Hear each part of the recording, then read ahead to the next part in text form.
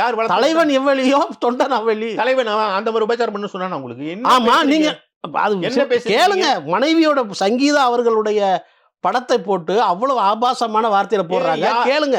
சிவகார்த்தியோட மனைவி படத்தையும், சரி, குழந்தையோட படத்தையும், அஜித்தோடைய மனைவி படத்தையும், சரி, திருமதி ஷாலினி அவர்களோட படத்தையும், குழந்தைகள் படத்தையும் போட்டு அவ்வளவு ஆபாசமா விஜய் ரசிகர்கள் வந்து இணையத்துல வந்து அவ்வளவு கமெண்ட்டுகள் போட்டுறாங்க. எங்கேயாவது எந்த இடத்துலயாவது இந்த மாதிரி நடந்துக்காதீங்க, இந்த மாதிரி குறிப்பிடாதீங்க, நம்ம வந்து கௌரவமா நடந்துக்கணும் அப்படிங்கறத வந்து ஒரு தலைவன் வந்து மேடையில சொல்லணுமா இல்லையா? ஒரு விஜய் மாதிரி ரசிகர்களுக்கு இந்த மாதிரி வந்து இந்த மாதிரி இஷ்டத்துக்கு எழுதுறத கூட்டம், ஒரு பெரிய கூட்டம் இருக்கு.